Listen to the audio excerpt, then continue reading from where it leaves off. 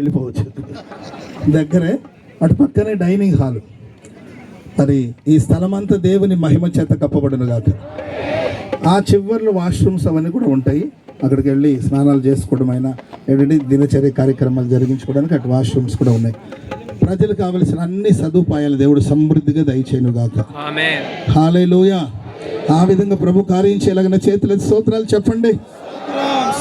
చెప్పండి స్తోత్రములు స్తోత్రము స్తోత్రములు స్తోత్రములు స్తోత్రములు స్తోత్రములు స్తోత్రములు స్తోత్రం స్తోత్రం స్తోత్రం స్తోత్రం స్తోత్రం స్తోత్రం స్తోత్రం స్తోత్రం స్తోత్రం. హల్లెలూయా. మరి వేల మంది ఇక్కడ పరిచర్య చేయాలి రేపు. ఏది 100-200 కాదు, 1000-1500 కాదు, వేల మంది, కనీసం ఒక 10-15 వేల మంది అయినా పని చేస్తారు.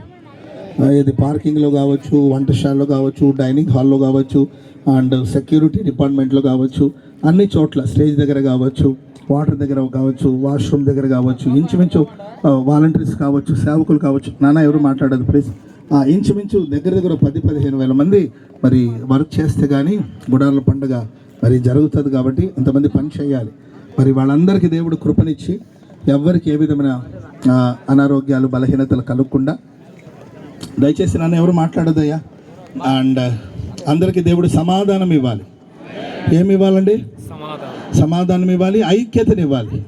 ఎక్కడ గొడవలు మనస్పర్ధలు ఇవన్నీ లేకుండా దేవుని సన్నిధిలో ఉన్న శరాపులు 2 రెక్కలతో ముఖమును 2 రెక్కలతో తమ దేహాన్ని కప్పుకొని 2 రెక్కలతో ఎగురుచు సైన్యములకు అధిపతికి యెహోవా పరిశుద్ధుడు పరిశుద్ధుడు పరిశుద్ధుడు పరిశుద్ధుడు పరిశుద్ధుడు. అందరి నోట దేవుడు పరిశుద్ధుడు పరిశుద్ధుడు పరిశుద్ధుడు పరిశుద్ధుడు. ఎవరైనా కోపడ్డారనుకోండి పరిశుద్ధుడు పరిశుద్ధుడు పరిశుద్ధుడు అనాలి.